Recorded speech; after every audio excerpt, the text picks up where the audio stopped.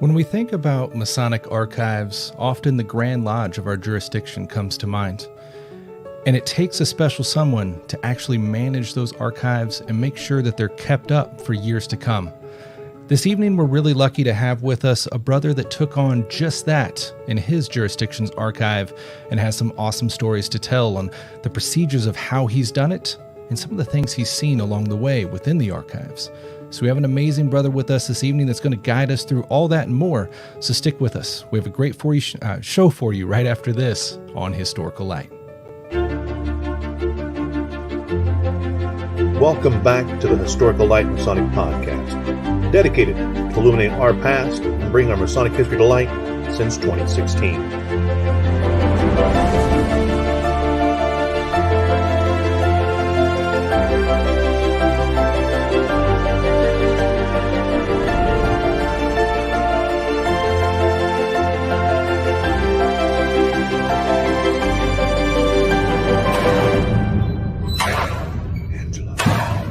And now, enjoy the show. Greetings and welcome back to Historical Light, an independent Masonic show focused on the historical events and aspects of Freemasonry. I'm your host, Brother Alex Powers, and we are back for another episode, and we are very lucky to have with us this evening Brother Joe Terry, all the way from South Carolina, who has some really cool stuff to share with us. My brother, if you don't mind, I'll hand it to you for a more proper introduction. All right. Well, good evening, everyone. As he said, I am Joe Terry. I am a past master of Pacific Lodge 325 here in the Grand Lodge of South Carolina, and I'm the current secretary. And I currently volunteer at the Grand Lodge, assisting with archives and the library and museum, as well as work for the South Carolina Department of Archives and History. Fantastic, man! Thank you so much for coming on today. I can't wait to have this chat with you. Pleasure to be here. Thanks for having me. So we usually start out these episodes by getting to know a little bit of you better before we dive into the meat and potatoes of the topic. So to get to know Joe Terry a little bit better as a Freemason, what is it that got you into Freemasonry? Do you have family history in the craft prior to yourself, or what was it that sparked that interest for you? So it's actually interesting. I do have family history in Freemasonry. However, I did not know it until after I myself had became a Freemason. Really? Okay. I had always been interested. You hear, I'm big into history, so naturally Freemasonry comes up as you're reading and studying. And so I'd been interested. My first foray into Masonry, actually, I was stationed in El Paso, but I deployed to Iraq for the second time. And I thought, you know what? I was like, let me find out a little bit more about this. So I sent in an email to the Grand Lodge of Texas because I'm originally from Texas. And so they got back to me and naturally, sorry, you're in Iraq. We can't really do anything right now, but hit us up when you get back. And I unfortunately did not follow through at the time. And it was several years later, in 2014, I was a drill sergeant here at Fort Jackson, and I'd ran into another drill sergeant, and I saw his ring.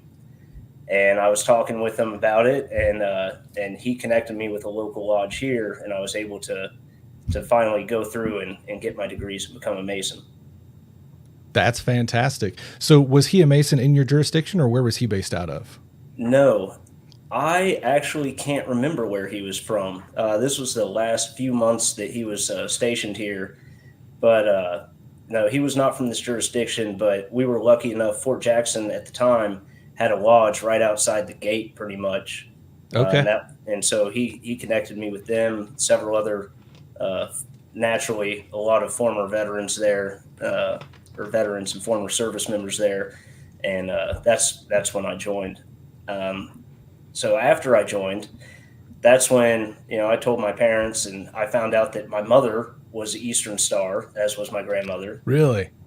I didn't know that until then. And then I found out that on my mother's side, my grandfather was a very active Mason in Texas before he passed.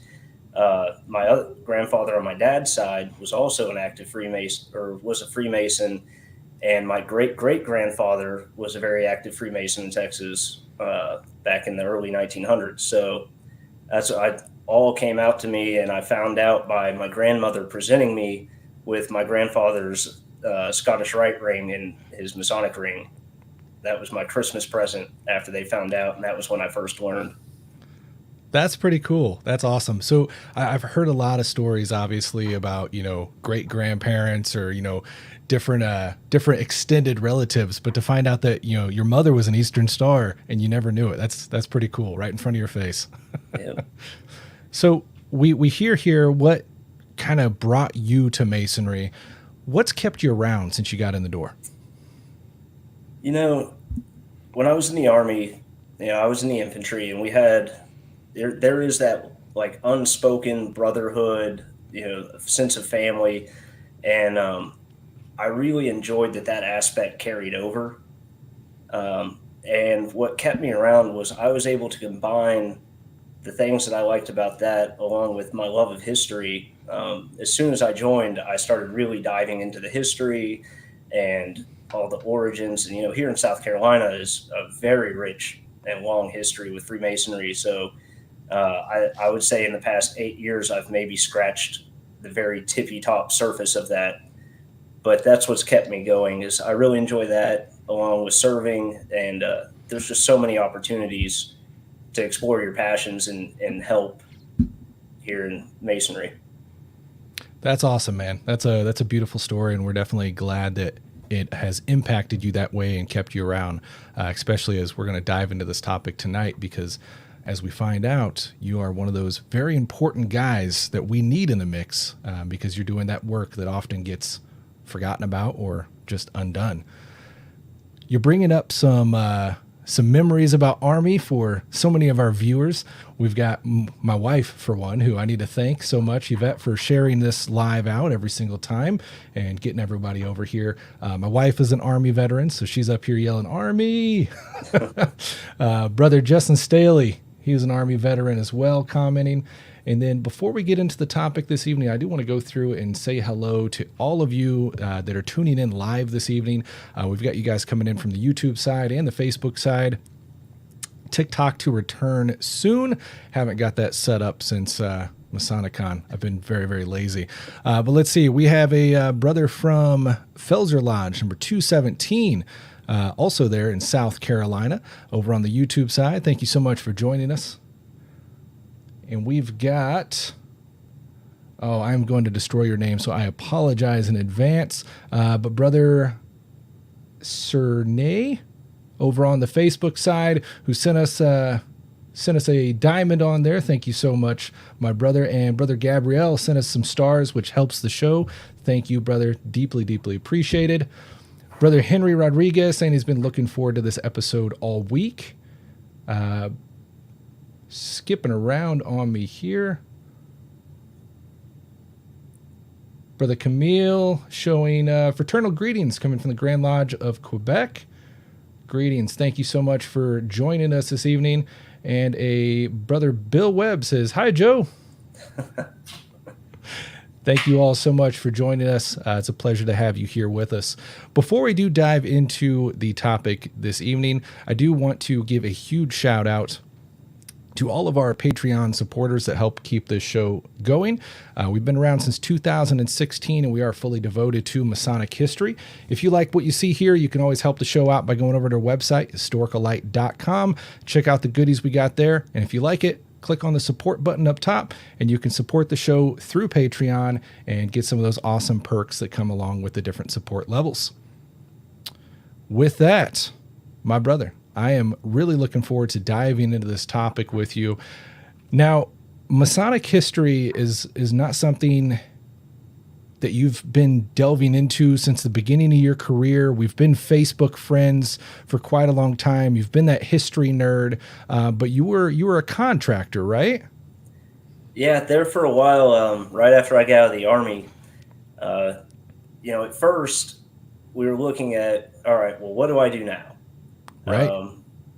I got lucky, and my wife, Brittany, wonderful lady, she went to work. She got a good job, and I was able, basically, we looked at it, and it was essentially, I could go to work, but at the time, our children were still at home.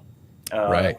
And you get to that point where it's like, well, what's the point in going to work? All that money that I make is going to go straight to paying somebody to So watch the kids. expensive. So I sat around for about a year, not being lazy, but I did the stay-at-home dad thing for a little while, and That's then not lazy at all. no, and then the kids wound up in school, pre-K and first grade, and so it was like, well, what do I do now?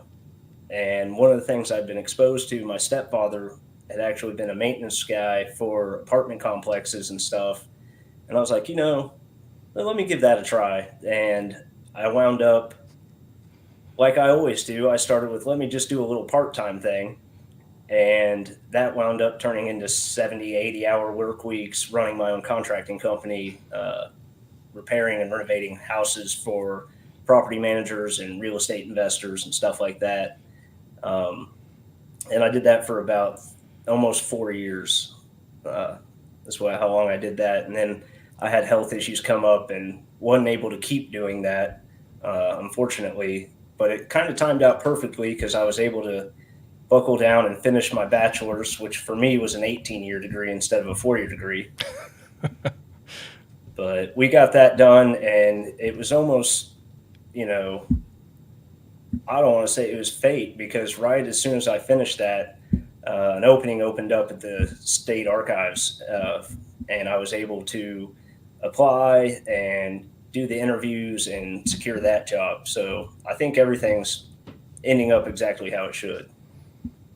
Yeah, I mean, for a history nerd, like, what better place could you end up? I don't know. Maybe that's not such a good thing, because for nerds like you and me, that's almost hard to keep on those mundane tasks when all you want to go is, go nerd out in the corner. So Exactly. Well, so that's fantastic. So how much of diving into Masonic history and some of the work that we're going to talk about here that you got to do at the Grand Lodge really sparked that interest to maybe search this as a profession, as now you've entered into that adventure? Well, so as you said, I've always been interested in history, and a career in history. It's easy to think, especially when you are doing your own research and reading and pursuing a degree in history, and you sit there and you go, okay, well, what exactly is a career in history? There's not too many ways that you can get a career in history. There's the obvious route of teaching, writing, and stuff like that. And, I was really kind of uncertain. I knew I do enjoy writing articles and conducting research, but as far as what really focused me on where I'm at now, actually came about due to Masonry. When it was 2015, we had in Columbia, South Carolina, they call it a flood of 100 years. It was That's right. freak event here where not only did we get a torrential downpour of rain, way more than expected, but we also suffered a series of catastrophic dam failures due to that. And, it only takes one dam to break, and then the next one down the line is going to break too.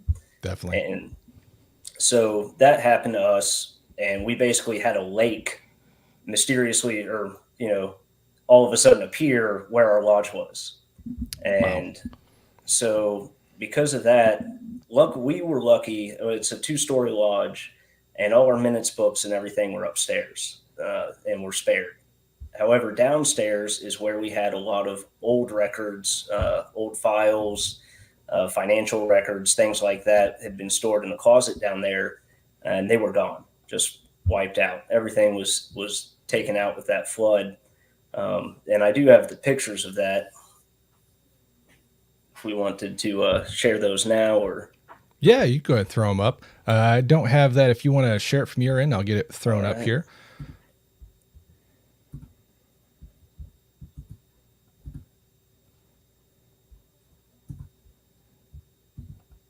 So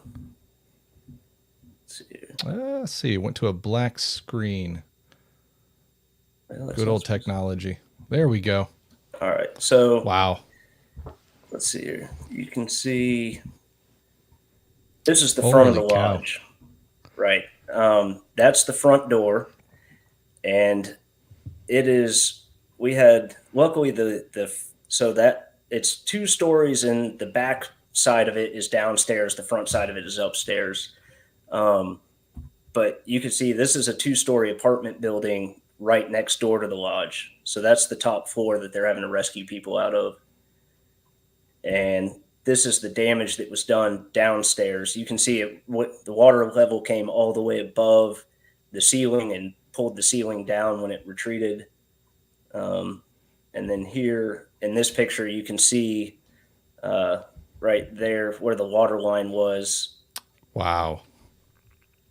So, Well, and for reference there, I see a handicap sign, and that kind of yep.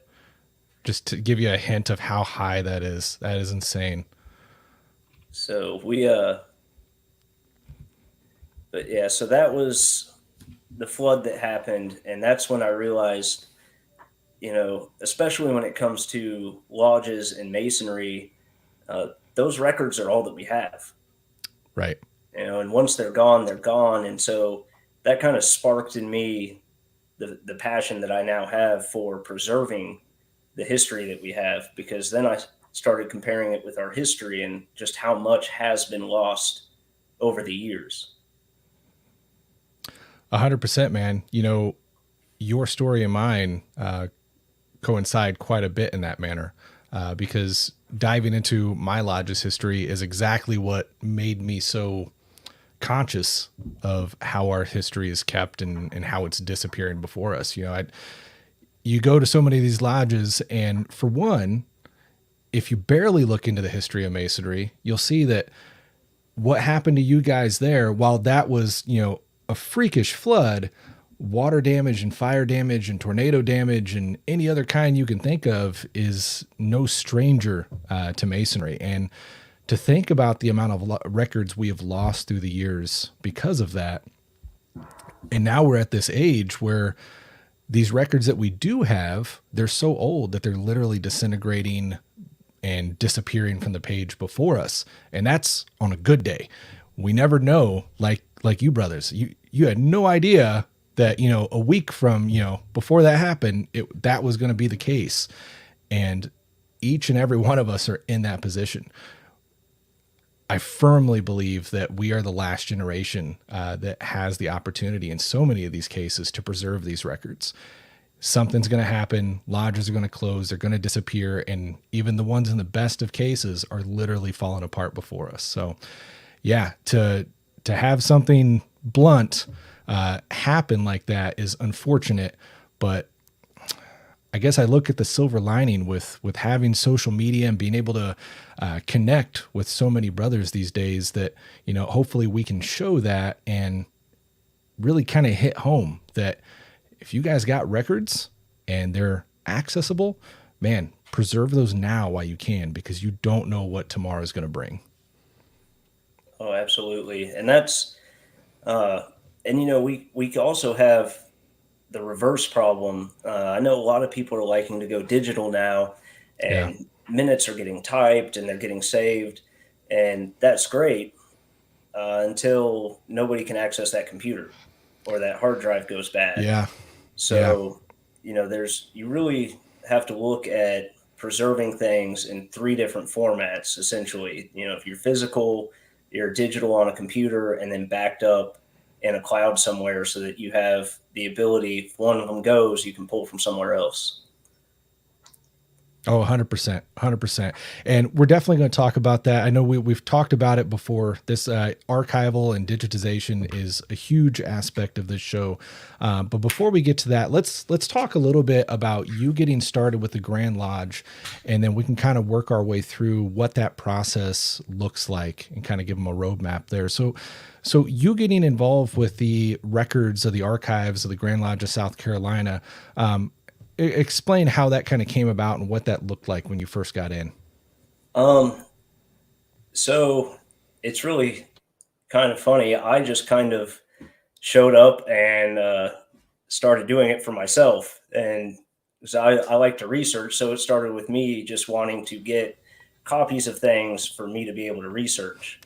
And from there, it just kind of spiraled into this massive project.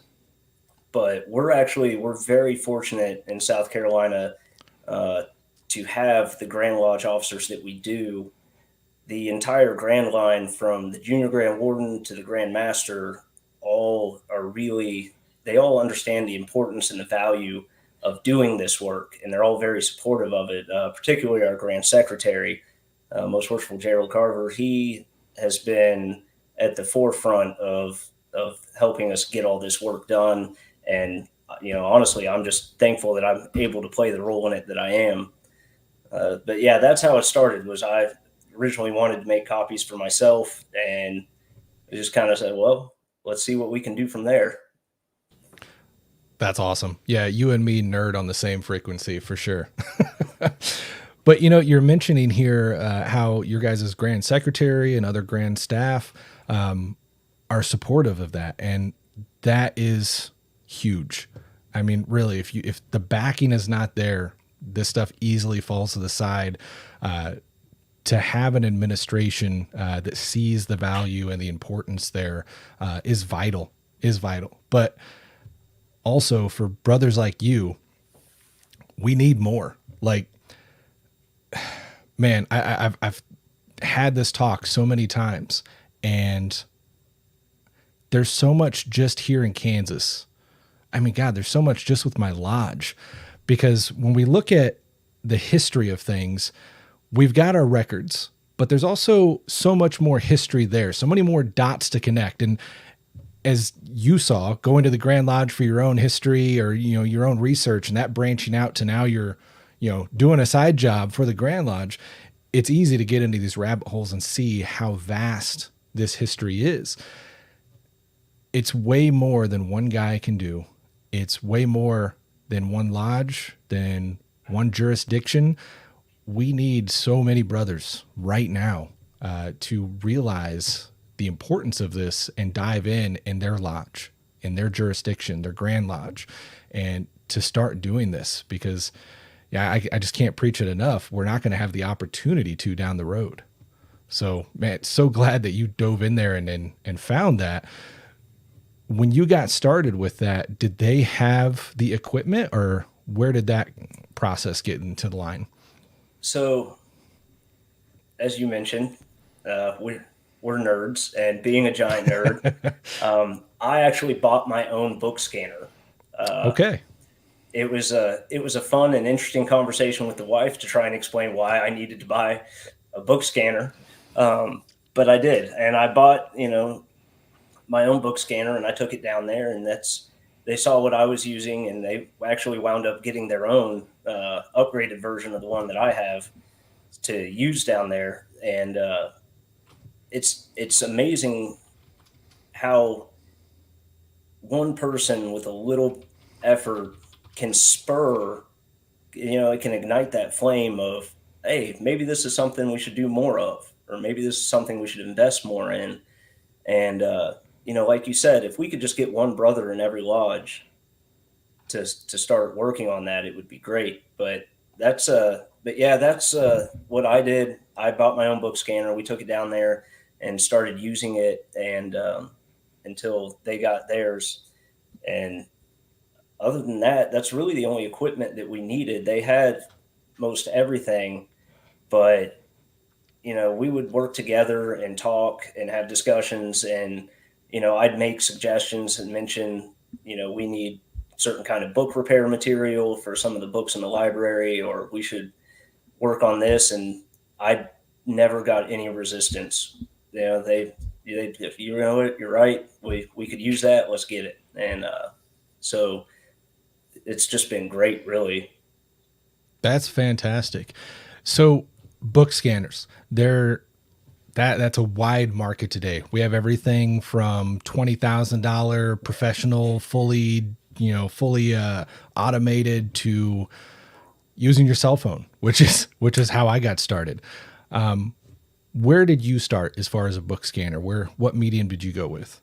So I did some research, and obviously, as much as I wish I had not won the lottery, so I can't afford the $20,000 archival one. But I did go, there's a company called Caesar, and I bought the I believe it's the ET16 Pro, and There you go. it set me back about $500. Yeah. But it does absolutely everything I need. Now, you're not going to get your professional archival quality images, but for printed text, you can't beat it for that price.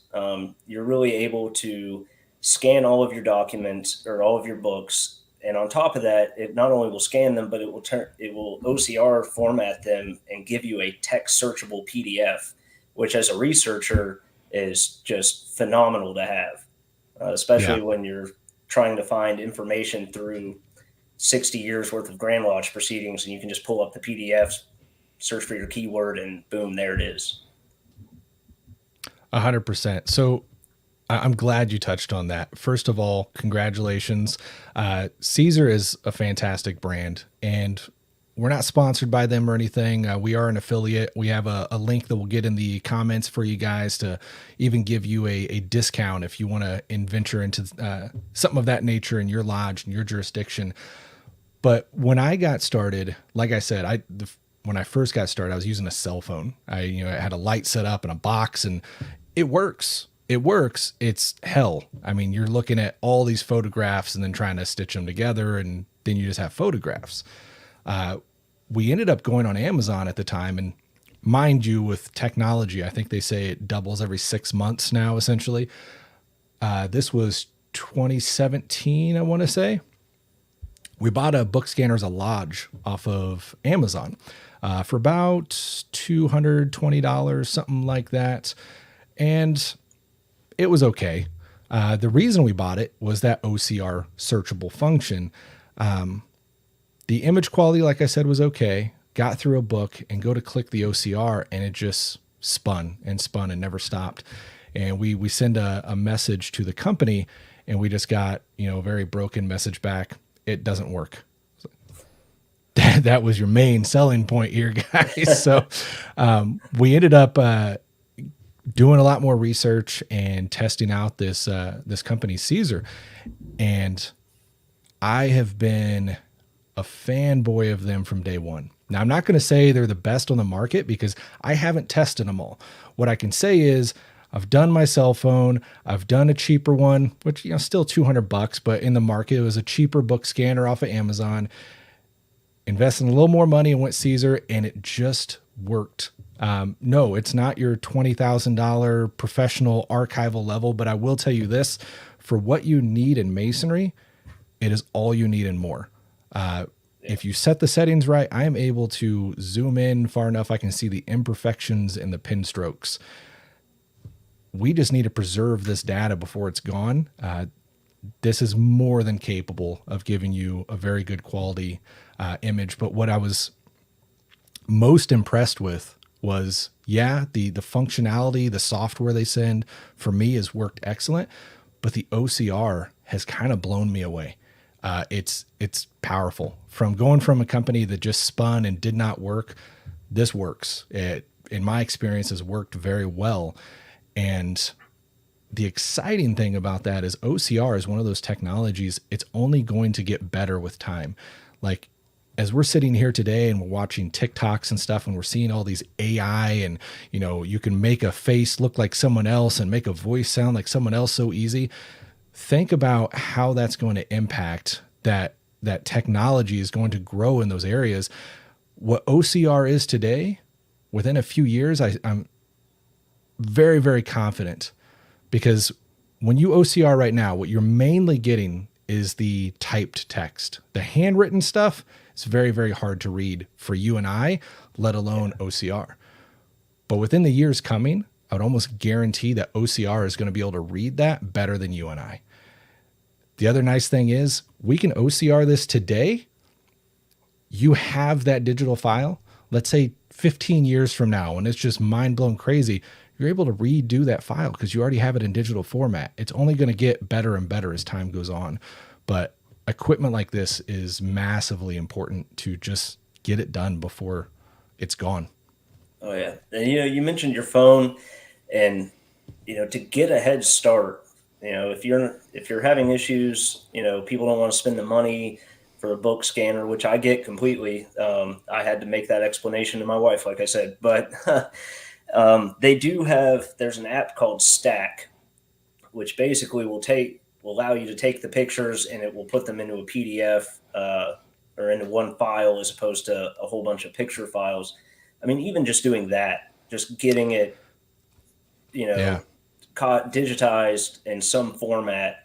Because, like I said, you never know when a flood's going to happen. You never know when a fire is going to happen. You pray it doesn't, Yeah. but it's possible. So starting anywhere, you can always go back.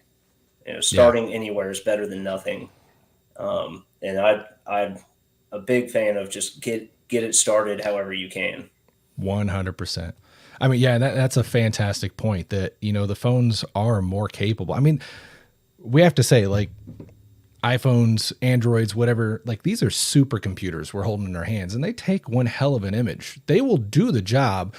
When I was using it, 2017-ish, the apps and stuff were not what they were today. Yeah, there's probably a lot more out there that could get that process started for you. I think a software like Caesar or something of that nature is, if you can afford it, is going to make the job a lot easier. But like Brother Joe's here saying, get it done. You and I have both heard scholarly brothers talk about, the quality or whatever. It's not this archival level.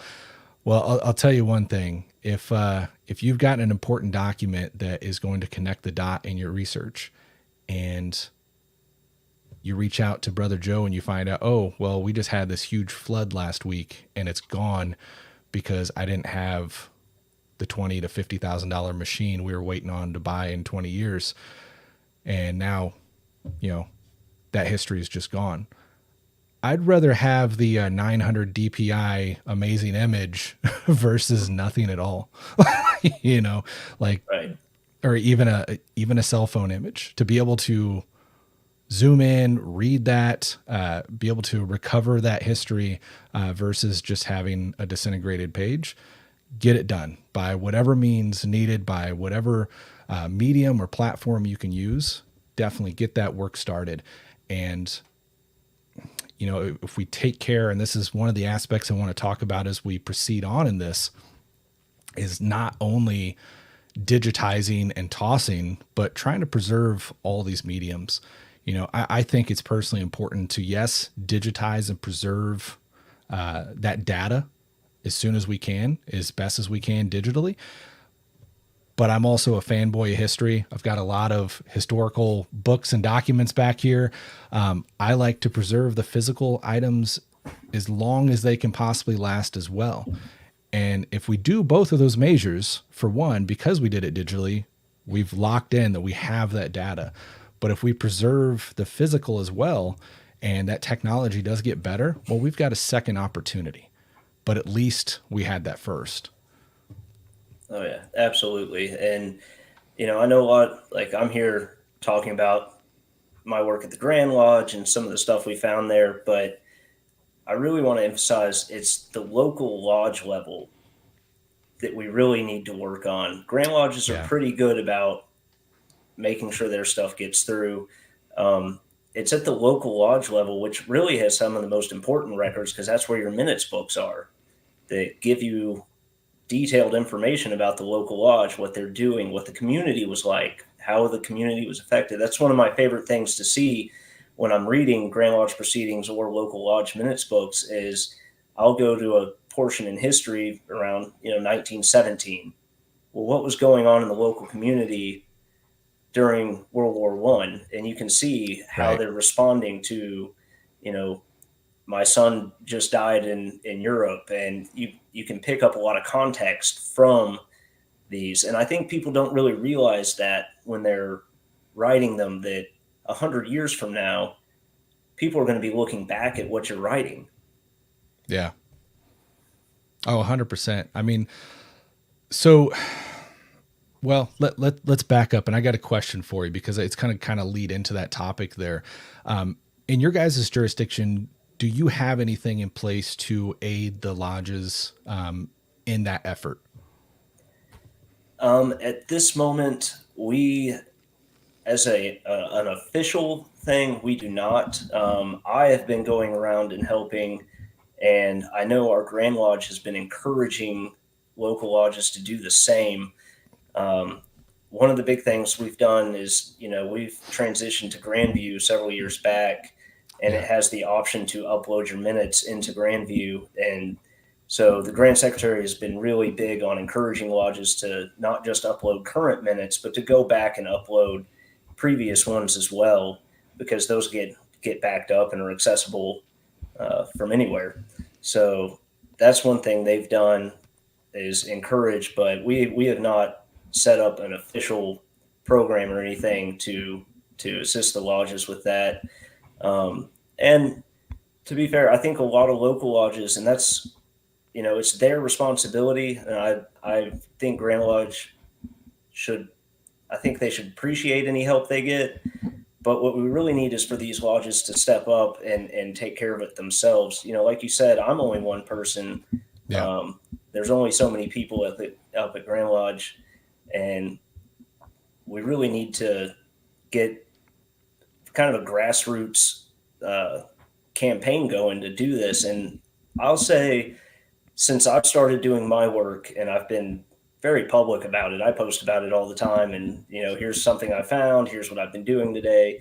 And since then, I've had a lot of lodges contact me or comment or say, I've started doing that at my lodge, or, can you give us some advice about how to store our documents and stuff? And I'm actually really encouraged by the zeal that I've seen for this work lately.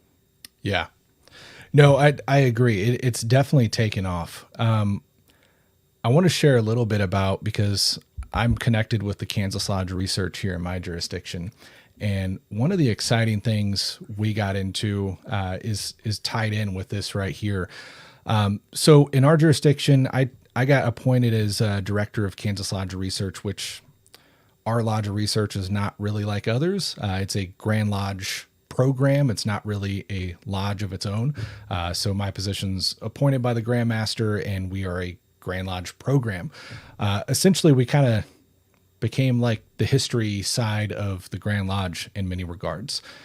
So when we got into that, one of the first efforts that we were pushing out was for lodges to do this work. And I had made a PowerPoint and kind of saying, hey, this is kind of what we're looking for. This is how we suggest to go about it. This is the end result we'd like to see. And the pushback that we got on that was, one, we don't know how. Two, we can't afford the equipment. And those were kind of the two big factors is, well, we're going to invest all this money, we're going to get it done. And then what do? We just, the equipment's no good to us at that point. And, we just don't know how to go about the process in general. So we said, okay, did some brainstorming. And what we did as the Lodge of Research here is we developed 2 kits that we send out to lodges now free of charge on a loan basis. And what those kits consist of is a Caesar camera, like we're talking about. For those kits, we use the Caesar Shine Ultra. And I'm going to talk about some models here just because I think it was Brother Rodriguez. Yeah, Brother Henry Rodriguez talking about what models. Can you share links? Yeah, I will get links to the ones I suggest, and I'll get any links from Brother Joe here as well. And we'll make sure all those get in the comments for the show. For the archival kits, we're using the Shine Ultra. It's the cheaper Caesar model. It's compact. It folds up. I've personally tested them, and I think they still have exceptional quality and exceptional function for the price. And I think they run for about $200 roughly, maybe a little more or less there, but about $200. Comes with the software and everything. So in this kit, we have the Caesar scanner, which I need to specify here because we've talked about scanners. Everything we've talked about so far are overhead book scanners, meaning they kind of like if you're older, if you were in school and you had the projector, sits over and it, looks at it and projects it up. Overhead book scanner kind of does the same thing. It's going to sit over it, has a camera that goes down. Why that's important is because we're talking about these $20,000 to $50,000 professional scanners. why they're so expensive is they've got all these cameras, but then they have little arms that actually flip the pages a million miles an hour. That's great for a modern book. But if you grab one of these old minute books and you try to do that, it's just going to be like you hit a bird with a shotgun and you got feathers going everywhere. It's delicate. There are some guys, like I know George Washington Memorial was doing Grand Lodge annual proceedings. And some people debate my terminology here. I call it destructive scanning in the sense that they will remove the binding of the book and then send the pages through a feed scanner.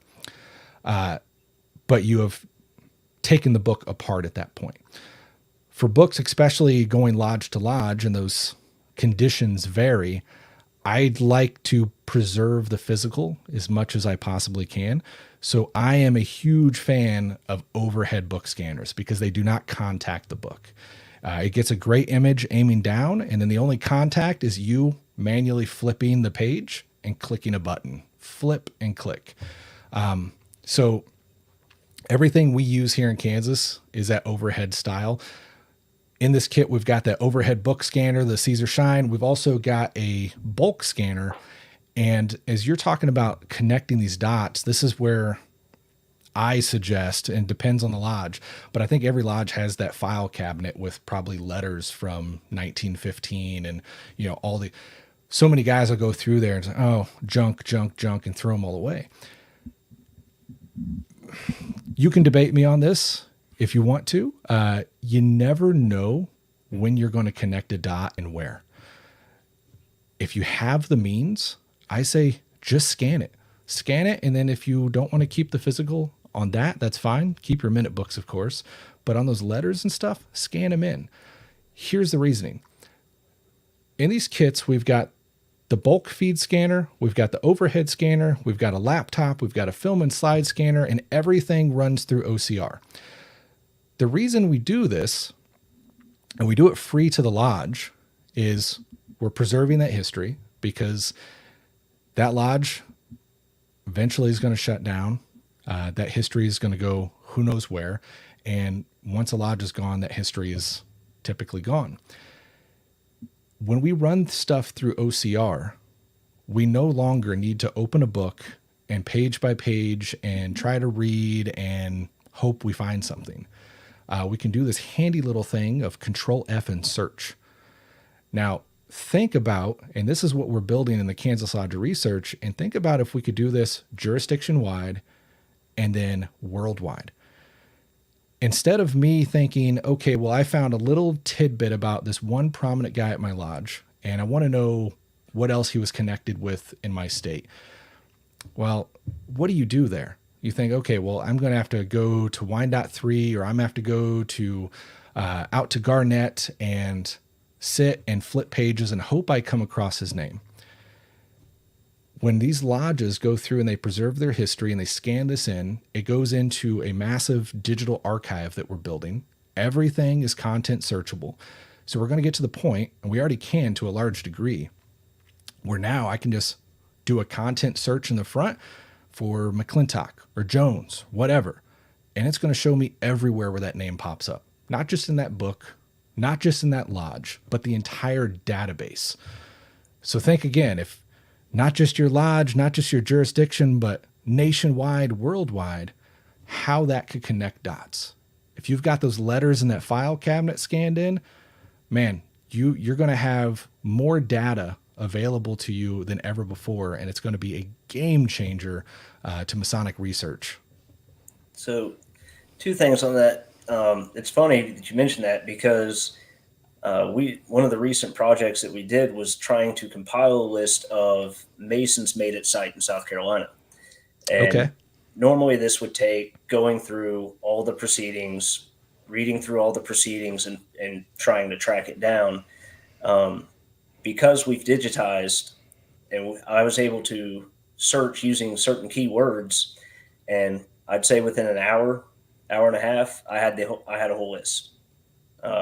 We were able to find them all out from 1812 to I think the last one was in 1950 something.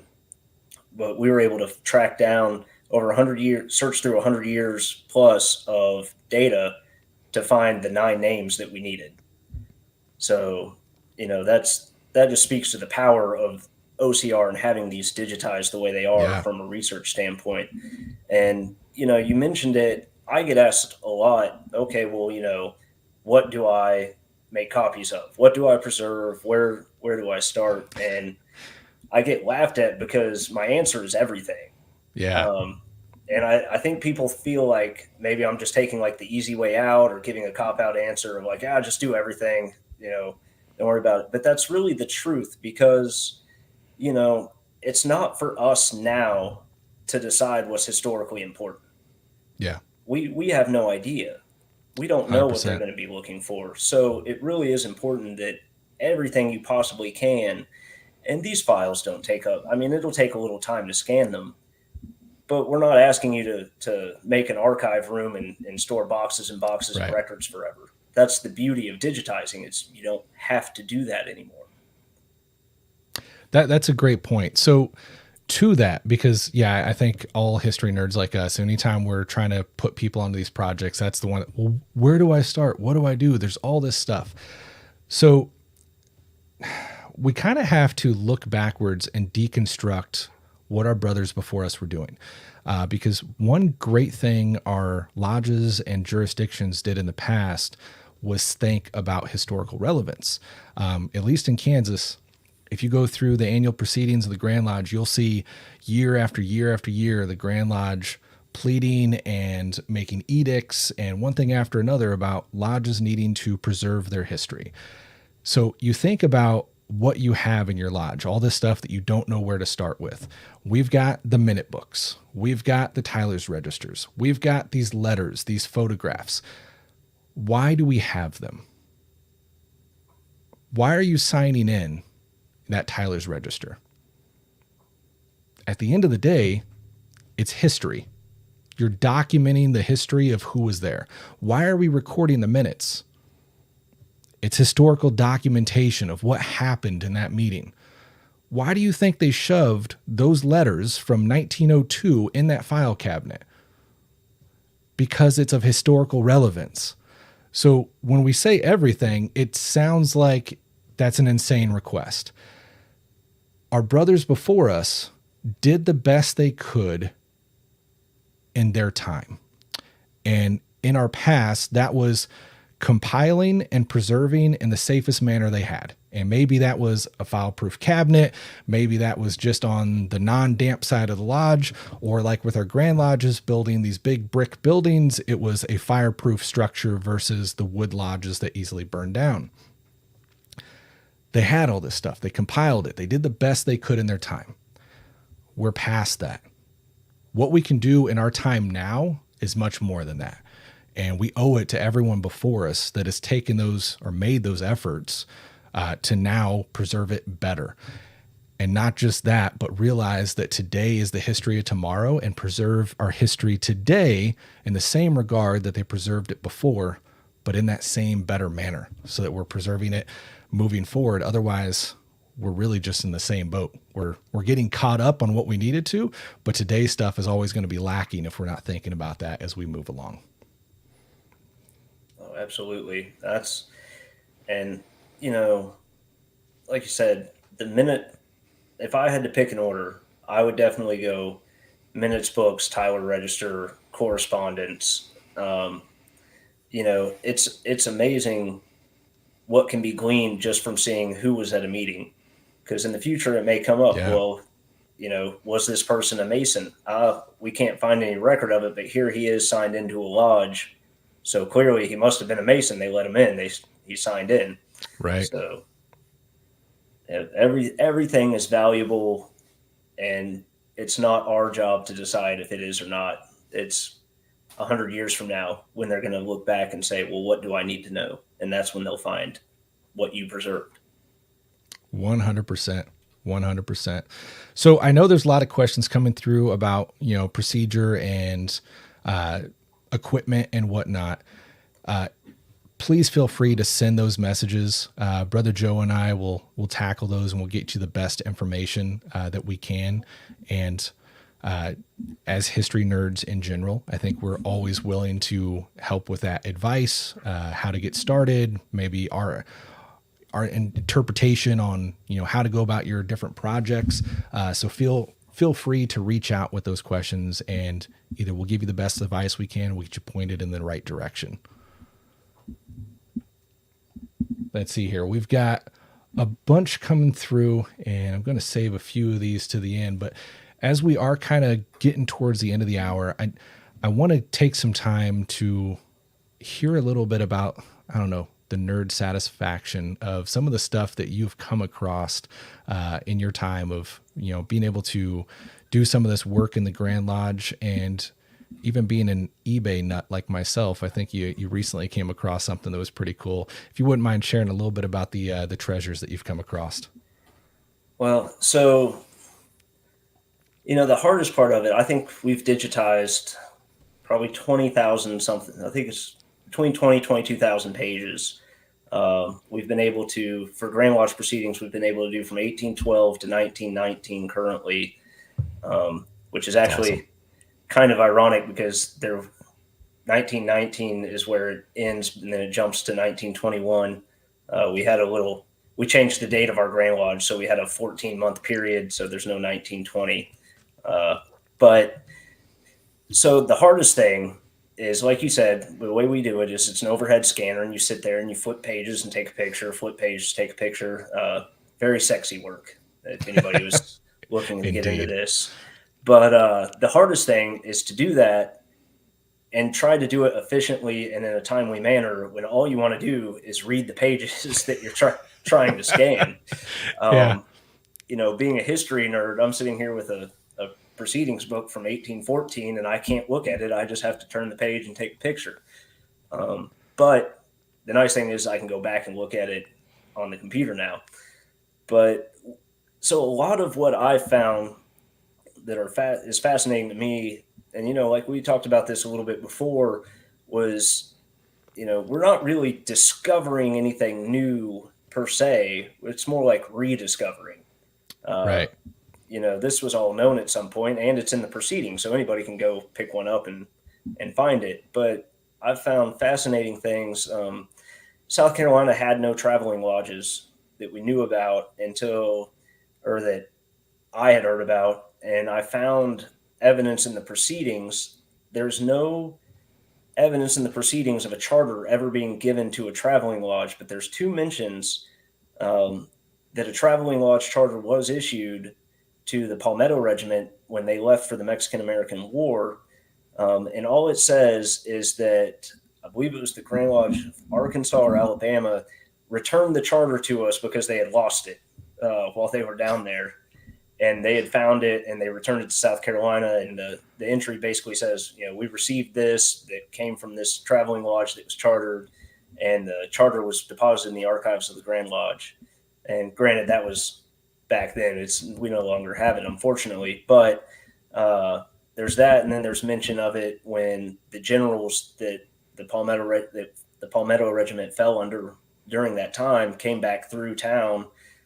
There was a banquet held for them, and they mentioned again, these were the commanding officers that were over the traveling charter that we granted. And so I went back and I scoured trying to find when this charter was issued, and I can't find it anywhere. So it must have been a spur of the moment thing. But it was neat to see that. When I was doing the research on the Masons made it site, all of them were big name people.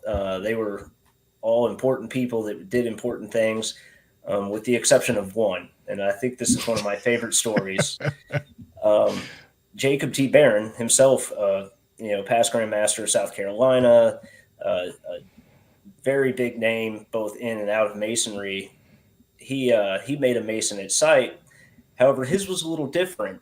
He had traveled to a lodge to attend a degree, a Master Mason degree. And unfortunately, the candidate at the time was sick and unable to participate. And back then, in the mid 1800s, early 1800s, traveling was a big deal. Well, I guess he didn't want to go out there all the way out there for no reason. So they found a random fellow craft and decided to make him a Mason at sight. So I thought that was just hilarious that he had gone all the way out there and, basically said, by God, I came out here, we're having a degree. And so they went and found a fellow craft and used his prerogative as Grand Master to give him his third degree and make him a Mason at sight. But, we've just all sorts of things as you're going through these, you're just rediscovering. And it's, as a history nerd, it's fantastic because the bones of your history, but now you're getting to see the muscle and the flesh on those bones and the little things that make it all up. And it's just been really great. That's awesome, man. And just so much we could nerd out on here all night. As I hope you guys see from the efforts that Brother Joe has put in, there's definitely so much work to be done. Yeah, it was making me think when you're talking about trying to go through these 20,000 some pages you've scanned and all you want to do is take time to read that page. That is the most dangerous time though, because once you decide I'm gonna read this one paragraph, what happens? Something catches your eye and then, now I got to look this up and you're off on a rabbit hole, and the joy of being a history nerd. Well, and that was the other thing is, you'd be going through the proceedings and you'd catch, Grand Representative so-and-so brought a gift and this is the gift, and it describes it. And you're like, I think I've seen that somewhere. And then you're off looking through all the display cases and everything, trying to find, and then you find it and you're like, oh, that's what he's talking about. It's right there. So it's neat to be able to connect the dots like that and assign a story with what you're seeing. 100%. Well, as we're kind of getting to the end of the hour here, I want to take a minute to run through some of the comments that we're getting and make sure we're covering everybody here. Give me 1 second. Let's see. We got one from Brother Henry Rodriguez saying, wow, what luck. I recently saw our records in a safe and we are one crazy flood away from losing things. I feel like the grand architect of the universe has put me on this path, a newly raised cyber computer science brother. Fantastic, man. I'm so glad that you joined us for this episode. And again, like we mentioned earlier, this can be kind of an intimidating path jumping into. With that computer science background, you've got a leg up more than most. But in the archival aspect, any questions you have along the way, feel free to hit myself up, Brother Joe up, and we'll try to give you any advice to give you a leg up through this process. But so stoked that you see the importance there and you're going to dive into some of this work because it's definitely needed. We've got Brother Bill Webb. Thank you for the stars as well, my brother. Much appreciated. Saying, such fascinating information. Have a few questions for you next time I see you at the lodge. Looks like that one's all on you, Brother Joe. Yes. By the way, hi, Bill. I'm glad to see you here. Bill is actually a new fellow craft at my lodge. Really? He has been very eager, and we are very excited to have him at the lodge. He comes from a music background, so he's been very excited and interested in learning basically everything. He's got a lot of promise. We're very excited to have him. That's fantastic, man. Well, I hope I get to meet you in lodge one day, my brother. Let's see. We've got Brother Neil Selmer here saying, greetings from Staten Island, New York. We digitized our minutes from 1825 to about 1870, and we're in the process of researching who the founding brothers were, where they became Masons, and their professions and influence on Staten Island. That sounds like a fascinating research project. And if you get that info, definitely hit me up. I would love to do an episode around that and hear what you found, brother. It sounds fascinating. We've got Most Worshipful Darren Kellerman on here saying in Kansas, lodges can get all the digitization software loaned to them for free. Just contact the Lodge of Research. Yeah, we talked about that. It's a fantastic program, and it's in use right now, and I hope we can get through all the lodges in Kansas. We've actually even proudly had several other jurisdictions talk to us about how to set up a kit of their own and start passing that through. I know not Grand Lodge, but the Lodge of Research for Massachusetts just passed to buy at least one kit just a couple months back. So great things are happening. Lots of history being saved. Let's see here. Brother Benny Melton, thanks Alex G. and Joe Terry. This was very enlightening for me. I think it may spark a fire in many of us seriously to consider digitizing our lodge records. That is fantastic. And then over on the YouTube side, we've got Brother Gabrielle talking about we need to start thinking about metaverse. That is a fascinating topic that we can go for, and we probably will go for a whole nother episode on. But one thing I will throw in just real quick before we get to our toast is that it is being thought about in a few different ways. I know George Washington Memorial is doing some really cool metaverse style work and planning for the Kansas Lodge Research. One thing we've done to start thinking about that aspect of things is virtual tours within our lodges. And what kind of sparked that was my wife is in real estate, and it just kind of kicked me in the head one day. We had this photo album from 1958. One of the past Grand Masters went around, took 2 photos of every lodge in the jurisdiction, altar facing east in front of the building. So when we were trying to think, how can we update this? Do we just get a whole bunch more photographs? We're like, well, no, we need to look at this.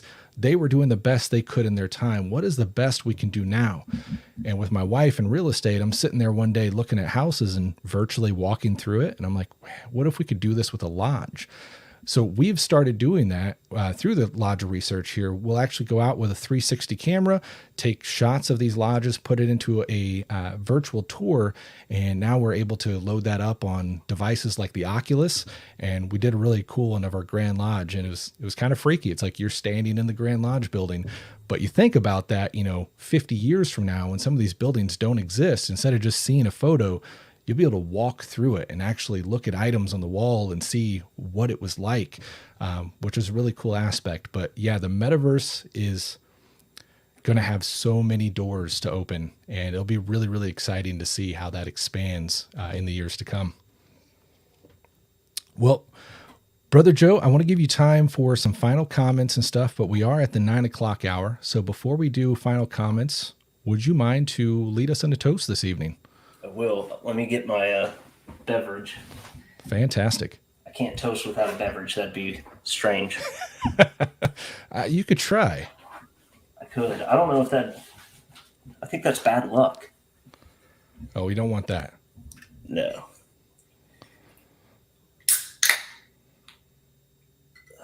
So... What are you toasting with this evening? So I'm a man of simple taste, and after years of the Army, I am just a Bud Light person. There you go. Let's and see. I've got some. I have a good friend, Charles Varn, who's listening in and watching, and he is a bougie beer drinker, and he gives me a hard time every time because I just like Bud Light. You like what you like. Let's see. I've got some Jack Daniels here left over, and using the Masonicon Kansas glass. Let's see. That was a bad pour, but I have my wife got me this for Christmas, and I think it's the best beer glass ever. It just says, "I drink and I know things." I love that.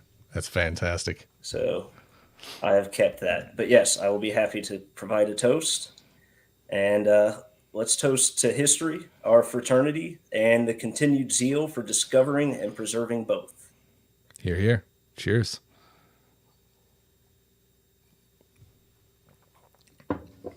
Fantastic. Thank you so much, my brother. Before we get into final comments here real quick, I'm noticing one message I missed over on the YouTube side from CWH. And he's saying, greetings, brethren. Do you have digital records of La Candor in South Carolina? So... this is an interesting topic, and Brother Joe Wages will get mad at me if I don't mention it. So Lacander was a very important lodge in the history of South Carolina and Masonry in general. because it's also it was an early lodge, and it was French speaking, and it contains some of the earliest records of the Scottish Rite as well. And we have found the original minutes book for Lacander Lodge. They belong to another lodge now in Charleston that they merged into. Unfortunately, that minutes book, I would say probably the first third of it, has just been completely ravaged by time. It needs big money professional restoration, and in order to get that, I was able to get scans of the back half of that minute book, and I believe there may be one more down there as well. Unfortunately, a lot of our early lodges, a lot of them started in the Charleston area, and since I think our earliest recorded Mason in South Carolina is 1731. A brother that came down from Pennsylvania, and then we have our first lodge in 1735. Well, since then, we've had at least 5 fires in Charleston alone that destroyed most of Charleston, and then we've also had the burning of Columbia in 1865. So, unfortunately, a lot of things have just been destroyed due to time and disaster. So, but we do have it. It is there. I've seen it. I've held it in my hands. But unfortunately, it's not the most scannable document right now. Well, fantastic. Thank you for addressing that. And I would love to see that one day. That sounds fascinating. So first and foremost, I want to thank you so much for everything that you do in Masonry. Truly excited for where this journey in Masonic history has now taken you, is continuing to take you into your historian's path of what you're doing for work and still continuing with your degree.